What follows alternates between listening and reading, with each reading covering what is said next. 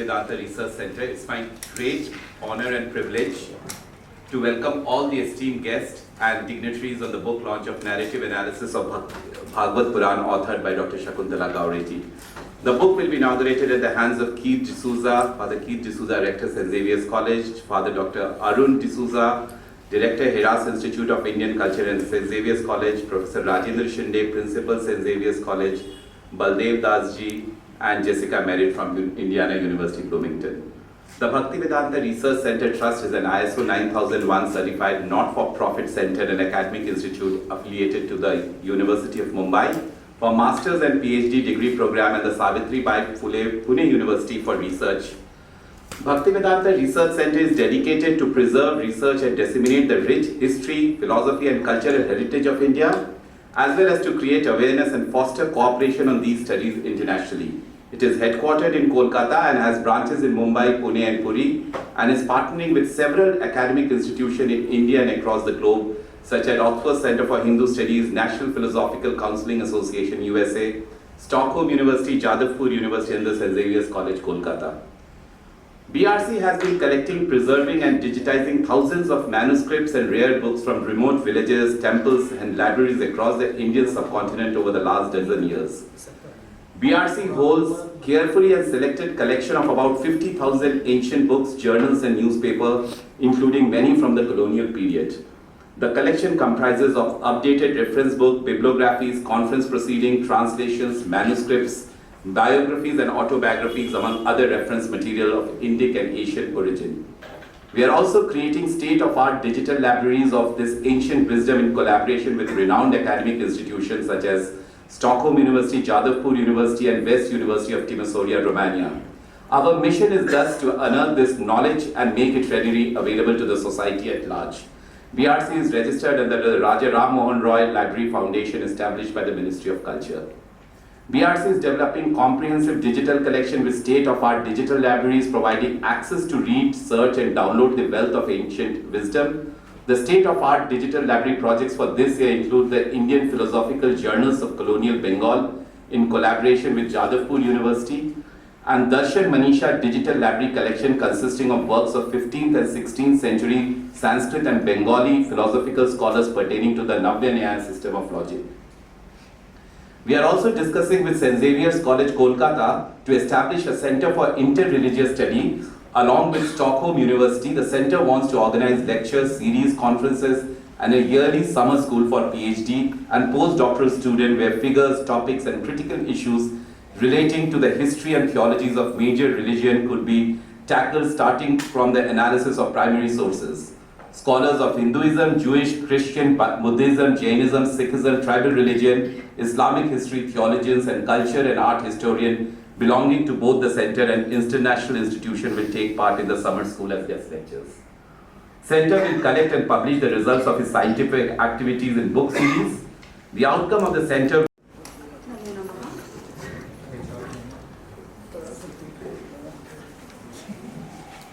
Namo Namaha. All respected dignitaries sitting on the dais, Baldev Prabhuji, Dr. Rajendra Shinde, Dr. Father Arun D'Souza, Jessica Merritt, and Dr. Sumanta Rudra. Scholars, friends, students, well-wishers, and my family members. My humble pranams to all. I stand before you today with a heart filled with gratitude and excitement as we gather to celebrate the book launch of a narrative analysis of Bhagavata Purana. It is an immense pleasure to share my thoughts and insights on this journey that has led us to this moment. I was teaching Bhagavata Purana to my master's students. It captivated my mind, heart, and intellect.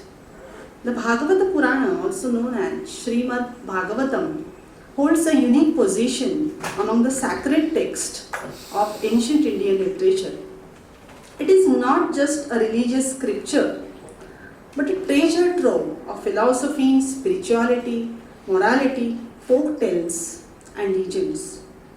As a narrative of love, devotion, and enlightenment, it captivates the hearts and minds of countless readers across cultures and ages. It is said about Bhagavata Purana that it is the fruit of Vedic desire tree. It was rightly described by Baldev Prabhuji. So it is said that Nigama Kalpa Taroho Galitam Phalam Shuka Mukhat Amruta Drava Sanyutam Pibata Bhagavatam Rasamalayam Muhuhu Aho Rasikaha Bhuvi Bhavikaha. It is a fruit of Vedic desire tree containing ambrosial juice and has issued from the mouth of Shukadev. So it is said that, O Rasikas, O devotees, drink again and again the reservoir of Rasa, the Bhagavata. Bhagavata Mahatmya says that Bhagavata is the essence of Vedas and Upanishads. Bhagavata is considered as the fruit of Vedic tree. Now there is Rasa, that is essence, in each and every part of the tree, but it can be tasted only through the fruit. So Bhagavata is that fruit. So the rasa of the Vedas, Upanishads can be tasted through Bhagavata alone. Taittiriya Upanishad says, Raso vai saha. Here rasa is nothing but the ultimate reality, that is Brahman. Lord Krishna is not just avatar in Bhagavata Purana, but he is observed as Purna Brahma, absolute Brahman in Bhagavata. Bhagavata Purana is a rich treasure house of narratives. There are series of connected narrations with different occasions, different narrators as well as audiences. The chain of narrators is employed to link different narrations in the same thread. Bhagavata can be called as a grand narrative. It has very complex narrative structure. Vyasa is considered as a traditional author of all the Puranas. Sutta is addressing seers of Naimisharanya. At each narrative level, there is change in narrator as well as the audience. Thus, there are several signs of oral narratives in the text. This factor has retained certain folk elements in Bhagavata Purana in the midst of philosophy. As a significant feature of oral narrative, there are ample techniques used to arouse the interest of the listener, that is Shrotru, to teach philosophy and morals. So we can see that in the philosophical text, we see the Siddhantas, that is theories. But in Bhagavata, all these philosophical theories comes through various stories, miraculous stories. So Bhagavata, like all the Puranas, has unique way of teaching morals and philosophy. The 10th skanda of the Bhagavata can be considered the very soul of the Bhagavata Purana. Though stories are very popular, the meaning of some narrative was an enigma.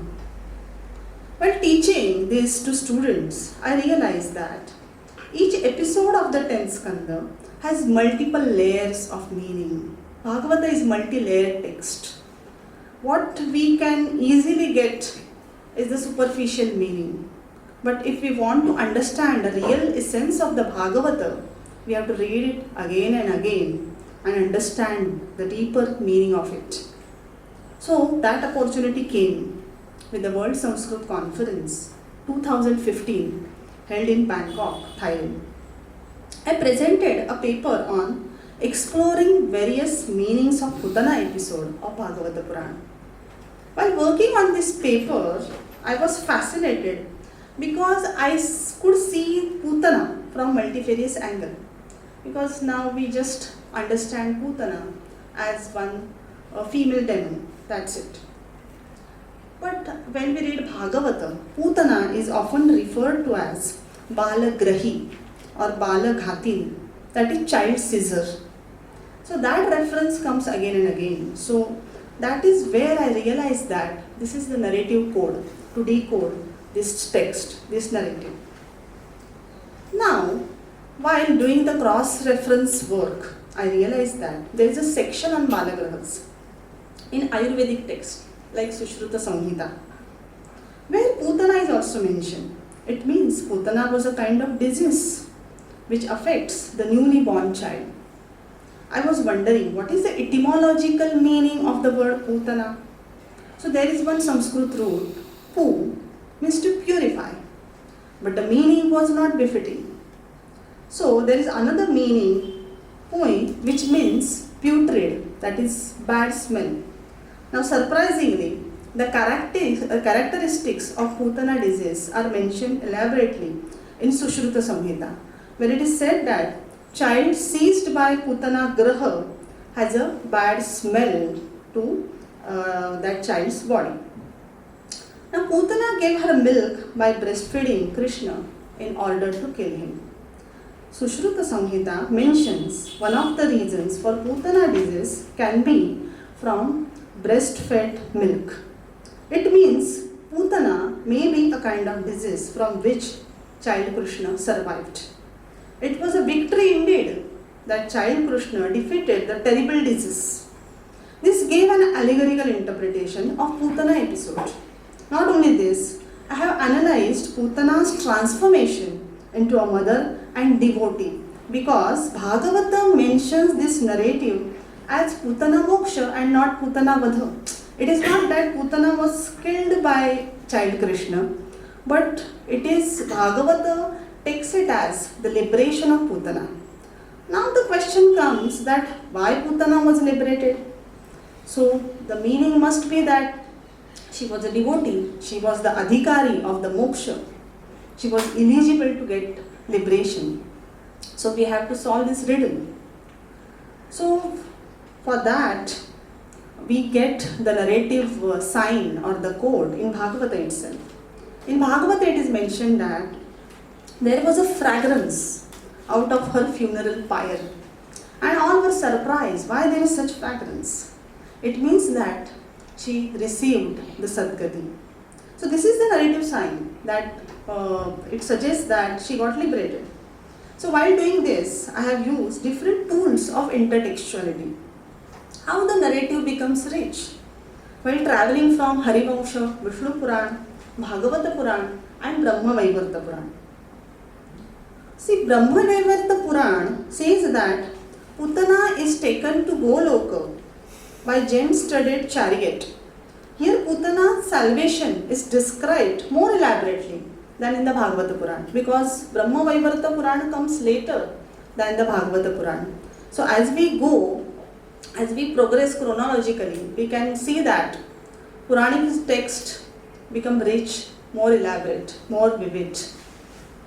So when there was opportunity to apply for Hera's fellowship, I applied with the project proposal having an idea to interpret the 10th skanda of Bhagavata Purana.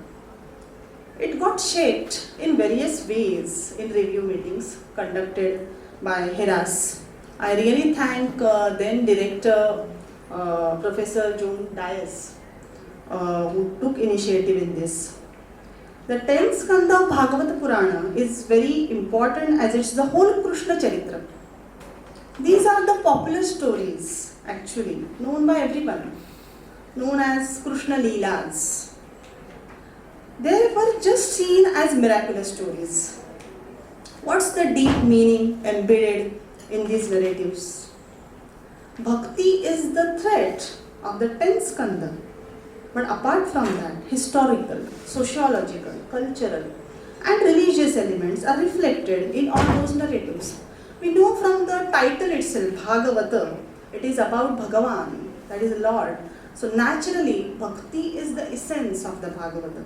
But apart from that, there are various meanings which are reflected, which we cannot ignore. So I felt while going through the pre-existing research material, because many scholars have worked on Bhagavata, there are ample commentaries available on Bhagavata. So I felt that the toolbox approach would be the right kind of perspective to decode this complex text. Because when I was analyzing Putana episode, I realized that etymological approach is helpful, psychological approach is helpful, similarly scientific approach because it is mentioned in medicinal text also, so that is also important. But when I came across different narrative, different approach was useful. So I decided to use toolbox approach. to decode this complex text, because single approach may not be sufficient, and it will not give justice to the text like Bhagavatam. Therefore, it was challenging to explore the meaning of every episode with new set of tools from narratology. Etymological, sociological, psychological, and philosophical approaches were employed using the framework of narratology while studying selected narratives from Bhagavata Purana's 10th Skanda. This book is the product of research project completed as a part of fellowship conferred by the Heras Institute of Indian Culture, St. Xavier's College, and Dorabji Tata Trust. The present book gives an exhaustive introduction dealing with Puranas and the growth of Vaishnavism, which sets a precursor to further analysis. It undertakes hermeneutic interpretation of episodes, that is Lord Krishna's birth story, lifting of Govardhana mountain, Syamantaka jewel, exploits of Putana and other demons, uprooting of Arjuna trees, the expulsion of Kaliya, Gopi Chiraharanam, Rasa Panchadhyayi, story of Kubja, story of Shri Daman, and Rukmini Swayamvara. These episodes, these narratives are analyzed in the present book. All these narratives are categorized into 3 chapters.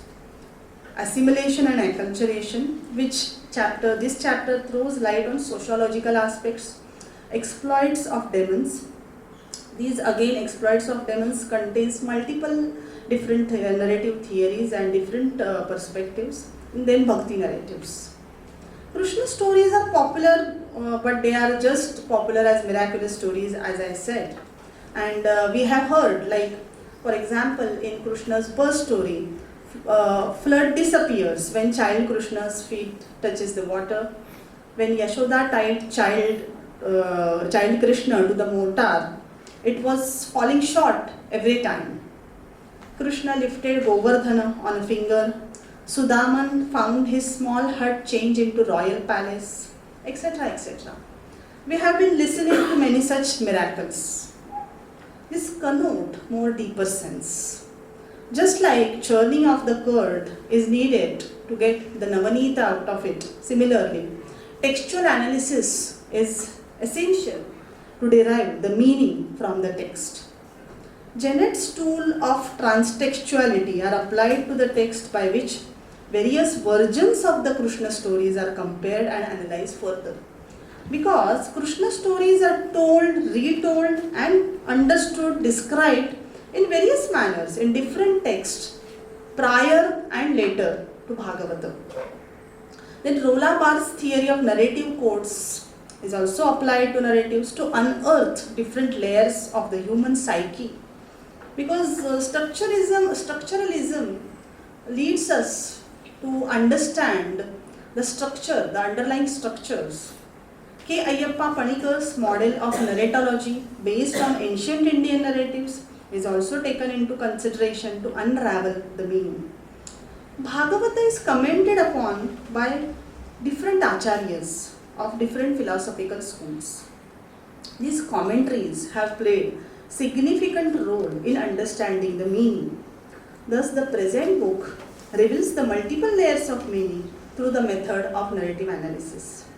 This not only provides a new insight to look at Bhagavata, but opens a new vista of Puranic study as well.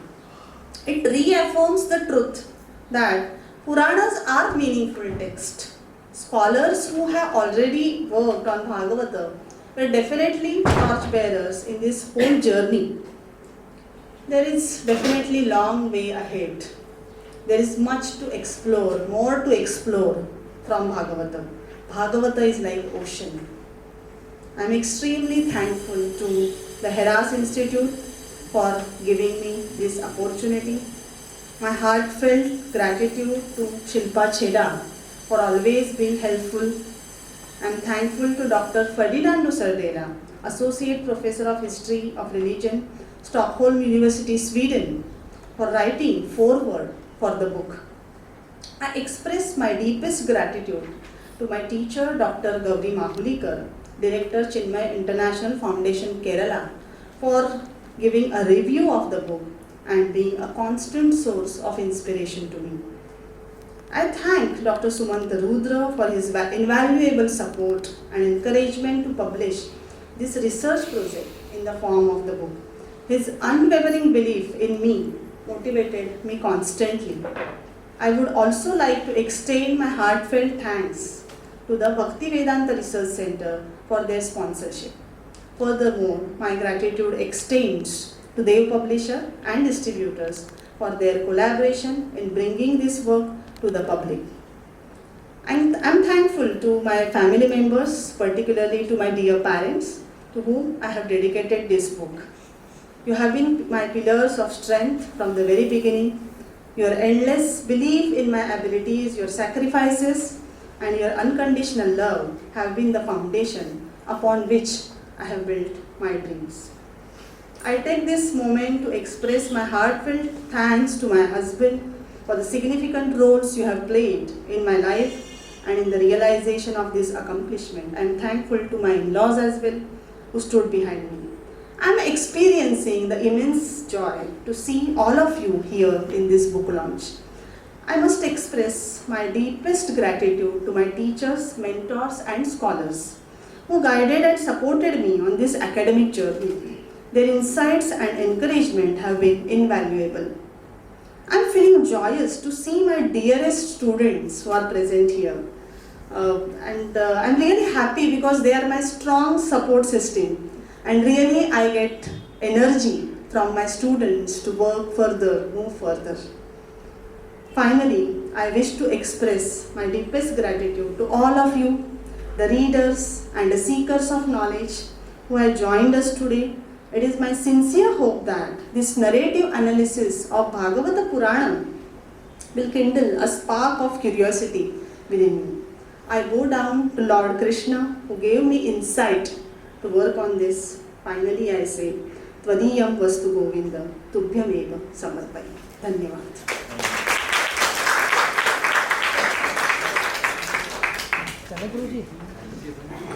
Thank you, Dr. Shakuntala Gowdy, because your book was really a pleasure to read. I did manage to read most of it yesterday. I see this book as a really important innovation in the world of religious studies. For the longest time, religious studies scholars in the West, and especially in the States, haven't really had partners in India to work with, right? So this burgeoning field of interreligious studies, religious studies, the academic study of religion is really exciting. And I see this as an entrance into that conversation. I really hope to work alongside scholars like Dr. Shakuntala in the future. For many, many generations, scholars in the West have relied on texts only in various languages, right? And we have, in the previous generation before mine, started working with practitioners of the religions as well, asking them what they think about their religious traditions, not just reading their texts. But what we've yet to do is work with scholars of these traditions who are looking at it from these various perspectives. I think that this is really exciting, and I hope to form a partnership with scholars like Dr. Gowdy in the future so we can look at all the angles possible on important texts like the Bhagavata Purana. I also see this book as a really important didactic tool, a teaching tool. I think you take a lot of the stories, the narratives at face value. Someone who's never read the stories before, like an American student perhaps, might have a certain impression of these stories at face value. I myself, as a scholar of texts like this, don't see them in that way any longer. And I kind of forgot that this may be the way that students would take these narratives, right? And so this could be a great teaching tool for scholars like myself in the West, and then also here. I think that there are many people who hear these narratives, who hear these stories, and don't think about the deeper meanings or all the different perspectives. There's so much knowledge that can be gained from these stories, from these narratives, from the different commentaries. I think Dr. Gowdy is an excellent Sanskritist. He used a variety of sources. It was such a pleasure to read. It's very educational, and it will be very useful for my own research as well, to see all of the different texts that you've pulled from in order to look at the various perspectives in your book. I don't think it's necessary always to pull from Western theories in order to understand Eastern religions. I think you've done an excellent job doing that. I think it's a really hard thing to do, and I don't think that it's always the right thing to do. I think that that's something that, unfortunately, Western scholars, the generations before me, did too often. Looking through a Western lens, looking through Western philosophy at Indian traditions. That's not always helpful. We've taken a step back from that, and we're trying to look through commentaries like Vallabhacharya's. But I think that in order to have a conversation across the seas, we need to look at all of the commentaries, all of the ways of looking at these kinds of texts. And I really hope to work with scholars like yourself in the future to do this very project. So I want to thank you for such a beautiful book. I really enjoyed reading it. I wish I could have had a little bit more time to enjoy it. I read it quite rapidly, but it was a pleasure. And this perspective of narratology that you bring, again, to these stories, I think is going to be a really helpful tool for students in the future. So thank you very much.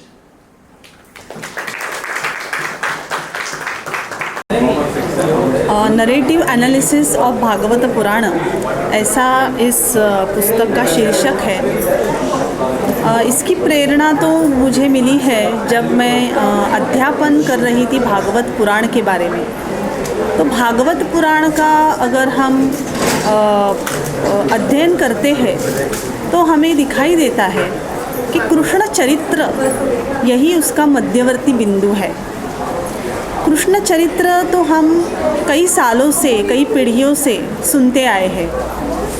Krishna लीलाएं जो है वो हम सुनते हैं, किंतु केवल अद्भुत कथाएं या चमत्कृति इतना ही मान के हम छोड़ देते हैं और फिर उस पर एक टीका भी होने लगती है, जैसे कि ये तो सिर्फ अद्भुत कथा ही है, इसमें से क्या लेना देना, क्या ये आधुनिक काल से सुसंगत है, क्या ये तर्कसंगत है।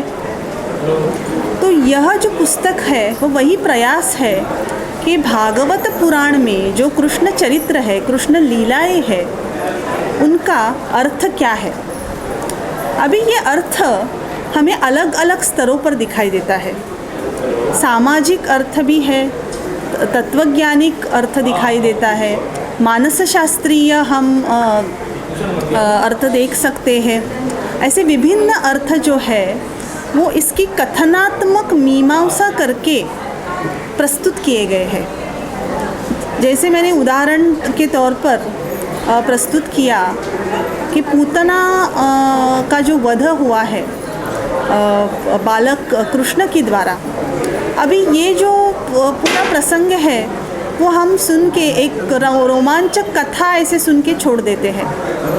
अपितु ये पूतना कौन है, और भागवत जो कहता है कि पूतना को तो मोक्ष मिल गया, पूतना को सद्गति मिल गई, फिर ऐसा क्यों है, क्या भागवत कहना चाहता है। फिर पूतना के मन में भी कोई परिवर्तन हुआ था क्या। भले ही वो आई थी कृष्ण का वध करने के लिए, कंस ने उसे भेजा था, फिर बाद में क्या उसके मन में परिवर्तन हुआ, तो उसका मनोवैज्ञानिक विश्लेषण जो है वो ज़रूरी है। तो उस मनोवैज्ञानिक विश्लेषण में ये दिखाई देता है कि पूतना जब अपना स्तन्य कृष्ण को देती है, उसके मन में परिवर्तन होता है, उसे लगता है यह अद्भुत बालक है, उसमें ममता जाग उठती है और वह एक हम कह सकते हैं माता बन जाती है। और जो कृष्ण की माता है, जो कृष्ण के स्पर्श से पवित्र हुई है, तो उसको मोक्ष नहीं मिलेगा क्या। ये तो एक इंटरप्रिटेशन हो गया, एक अर्थ निश्चिति हो गई। दूसरी अर्थ निश्चिति मैंने ऐसे की है कि पूतना एक रोग का नाम है। सुश्रुत संहिता में इसका उल्लेख, निर्देश दिखाई देता है। पूतना ये जो है वो स्तन्य से ही फैलने वाला एक रोग है, और पूतना का जो उल्लेख, निर्देश है भागवत पुराण में, वो भी बालक घातिनी, बालग्रही ऐसे किया गया है।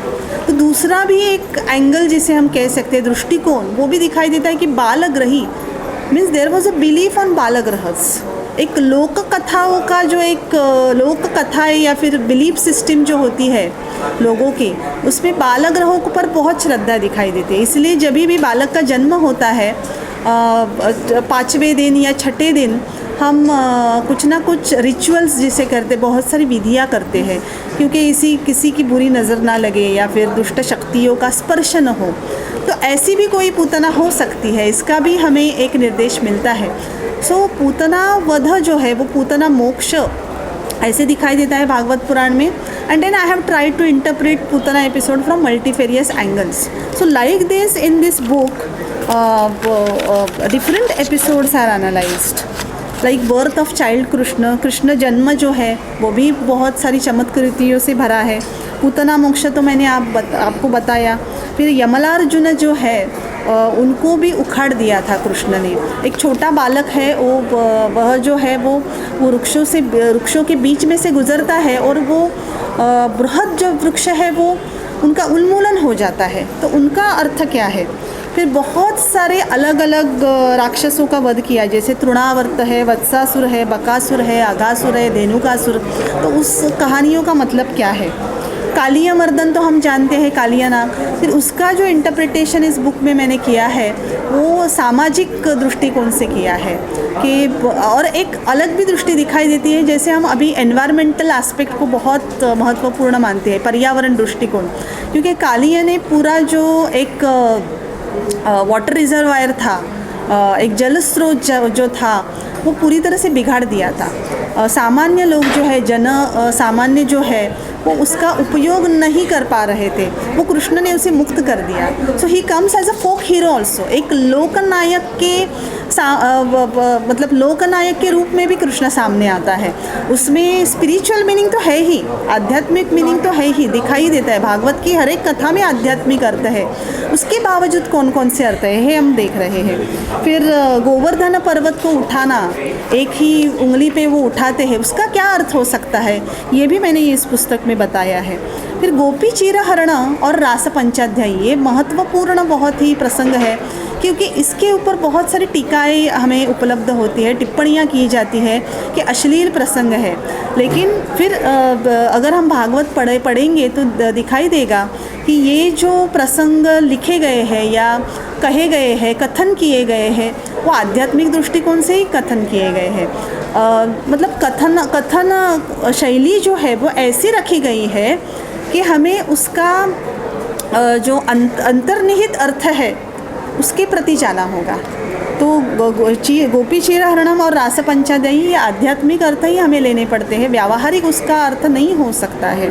फिर भी रास क्रीड़ा की वजह से हम कृष्ण को हमेशा पहचानते हैं कि कृष्ण और रास क्रीड़ा एक अविभिन्न संबंध है। तो क्या ये संबंध है एक्चुअली? दैट इज़ मधुरा भक्ति। क्योंकि गोपी जो है वो सामान्य स्त्रियां नहीं हैं, गोपियाँ जो है वो मुक्त जीव का एक प्रतीक है। अभी ये मुक्ति की संकल्पना ही अलग है। मुक्ति यानी क्या? मतलब ये जीवन से मुक्त हो जाना, उतना ही मुक्ति का या मोक्ष का अर्थ है क्या? नहीं। भागवत के अनुसार मोक्ष यानी उस भगवान के साथ रममाण होना, उसके साथ कुछ संबंध प्रस्थापित करना। तो भागवत के अनुसार यशोदा, नंद, सारी गोपियाँ, ये सारे मुक्त जीव है और मुक्ति का आनंद ले रहे हैं। मुक्ति यानी आनंद, it is a total bliss. व्यावहारिक जीवन में हम सुख दुख सभी का अनुभव करते हैं, आनंद नहीं अनुभव कर सकते। Pure bliss is not available to us. लेकिन मुक्ति यानी सिर्फ आनंद। और ये जो एपिसोड्स है गोपी चीरहरणम रास पंचाध्यायी, they talk about that relation, that special relation of मधुरा भक्ति, where you see god as your lover. आप भगवान को आपके पति के रूप में देखते हैं, क्योंकि पति पत्नी का जो संबंध होता है वो एक अलग स्तर पे होता है, तन्मयता का होता है। ऐसा संबंध हमें प्रस्थापित करना चाहिए भगवान के साथ। यह संदेश ये दो जो प्रसंग है वो देते हैं। फिर कुब्जा का प्रसंग भी यहाँ पे बताया है। रुक्मिणी स्वयंवर एक प्रसंग जो है उसका मैंने एकनाथ का जो एकनाथ जी जो है जिनका महाराष्ट्र के वारकरी संप्रदाय में बहुत महत्वपूर्ण स्थान है, तो एकनाथ जी का रुक्मिणी स्वयंवर नाम का ग्रंथ है। तो भागवत के से प्रेरित होकर एकनाथ जी रुक्मिणी स्वयंवर लिखते हैं। तो कैसे वेरिएशंस आए हैं, कैसे उसमें अलग अलग भिन्न प्रवाह आए हैं, एकनाथ जी का और तत्वज्ञान हमें क्या दिखाई देता है, वो भी इसमें स्पष्ट किया गया है। फिर स्यमंतक मणि का एक प्रसंग आता है कि कृष्ण पर चोरी का आरोप लगता है। तो फिर ये क्यों लगा? अगर कृष्ण को भगवान मानते हैं, भागवत पुराण में अगर कृष्ण को स्वयं ब्रह्म ही माना गया है, तो ऐसा प्रसंग क्यों आ गया, इसकी भी मीमांसा की गई है। क्योंकि फिर हरिवंश, जैसे कि ये किताब जो है इसमें हरिवंश, विष्णु पुराण, भागवत पुराण, ब्रह्मवैवर्त पुराण और उसके बाद भी जैसे मैंने अभी वारकरी संप्रदाय के बारे में बताया, उसमें जो एक विभिन्नता आई है कथानकों के बारे में, कथानकों के विषयों में, उसकी मीमांसा भी की गई है। फिर एक श्रीदामन प्रसंग जो है, जिसे हम सुदामा के नाम से जानते हैं, कि सुदामा जो है वो कृष्ण के पास जाते हैं कुछ मांगने के लिए, लेकिन कुछ मांग नहीं पाते और लौट के आते हैं तो उनको दिखता है सब ऐश्वर्य मिल चुका है। तो ये भी एक चमत्कृति पूर्ण प्रसंग है। तो ये क्या है चमत्कृति? तो इसका एक तर्कशुद्ध विवेचन जो है वो किया गया है, संशोधनात्मक विवेचन जो किया गया है, और इसके लिए जो एक मेथडोलॉजी उपयुक्त की गई है वो है नरेटिव एनालिसिस, यानी कथन शास्त्रीय विश्लेषण। तो भारतीय कथन शास्त्रीय सिद्धांत, उसका उपयोजन किया गया है। उसके ही साथ साथ पाश्चात्य समीक्षक जो है, जैसे जेनेट, रोला बार्थ, उनके जो सिद्धांत है उनका भी उपयोजन यहाँ पे किया गया है। तो इस कुछ नरेटिव्स के माध्यम से, कुछ प्रसंग, भागवत के कुछ प्रसंगों के माध्यम से ऐसा एक प्रस्थापित करने की कोशिश की है कि पुराण यानी केवल चमत्कृति पूर्ण कथाएं, ऐसा नहीं है, उनमें कुछ अर्थ है। तो कभी तत्वज्ञानात्मक अर्थ है, कभी सामाजिक कुछ तत्व उसमें छुपे हैं, कभी कुछ मॉरल टीचिंग जिसे हम कहते हैं, नैतिकता जो है वो सिखाते हैं, या कभी कोई हिस्टोरिकल प्रिंसिपल हम जिसे कहते हैं, कोई ऐतिहासिक संदर्भ, एक घटना घट गई थी लेकिन उसे कहने का जो एक कहने की जो पद्धति थी पुराणों की, वो अलग थी। अब हमें इतिहास जो अब हमें पढ़ाते हैं वो एक अलग दृष्टिकोण से पढ़ाते हैं। जैसे कि क्रोनोलॉजिकल हिस्ट्री हम पढ़ाते हैं, we have chronologies which happened in this year, that year, etcetera. But तभी जो शैली थी हमारे प्राचीन इतिहासकारों की जो शैली थी, जिन्होंने रामायण महाभारत लिखी या फिर पुराण व्यास जी ने ही लिखी ऐसे कहा जाता है, तो ये शैली जो थी वो कथनात्मक शैली थी। जो एक तत्व बताना है इतिहास में घटा हुआ, तो वो कैसे बताना है? कथाओं के माध्यम से बताना है। तो कथाओं को सिर्फ हम मनोरंजन का साधन नहीं कह सकते हैं, उसमें कुछ बहुत सारे गहन तत्व छुपे हुए हैं, वो हमें जानना चाहिए। इसका प्रबोधन ज़रूर ये पुस्तक कर पाएगा, ऐसी मेरी मनीषा है। इस किताब को लिखने के दौरान उसकी स्रोत क्या रही है?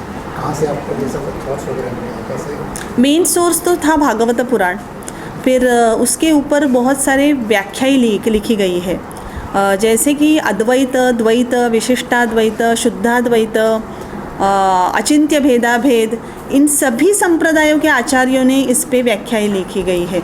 तो इन व्याख्यानों का तो मैंने आधार लिया ही है। फिर हरिवंश, विष्णु पुराण, ब्रह्मवैवर्त पुराण और कुछ अलग अलग जो ग्रंथ है उसका भी एक स्रोत आधार उपयुक्त किया गया है।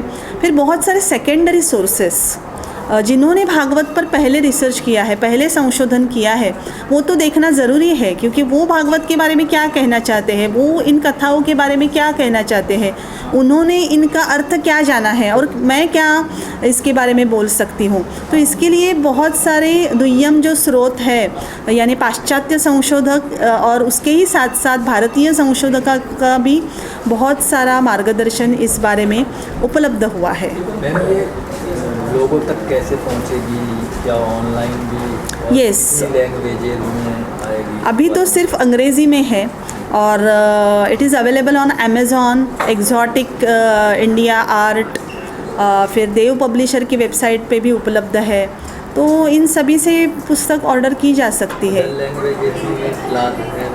मे बी इन फ्यूचर, भविष्य में शायद इसका प्रयास कर सकती हूँ, क्योंकि एक मुझे इसमें दिखाई दिया, ये बुक तो संशोधन ऊपर मतलब संशोधन पर बुक पुस्तक है, फिर भी सामान्य जो एक वाचक वर्ग है उसे भी बहुत सारी जानने की जिज्ञासा है कृष्ण चरित्र के बारे में, कृष्ण लीला के बारे में, क्योंकि वो हमारे क्या कह सकते हैं, हमारे रग रग में अनुस्यूत है कृष्ण चरित्र, हम जानते ही है, बचपन से सुनते आए हैं उसमें, तो उसका अर्थ क्या हो सकता है, सामान्य वाचकों की भी जिज्ञासा है। तो definitely in future I will definitely plan to translate it और write user friendly book which will be taken. Part का भी इंतजार है। हाँ, क्योंकि इसमें अभी मैंने प्रसंग बताए वो सिलेक्टेड ही थे, क्योंकि उसमें बहुत सारी मीमांसा करनी थी, तो अभी तो मैं ऐसे एक सोच रही हूँ, लेकिन by Krishna's lord Krishna's grace if possible मैं चाहूँगी कि और, क्योंकि भागवत तो एक अथांग समुद्र की तरह है, तो उसमें से और भी मैं कुछ प्रसंग लूँ, और तो देखेंगे 2 वॉल्यूम्स या 3 वॉल्यूम्स में भी शायद ये प्रकाशित हो सकती है। Thank you. Thank you.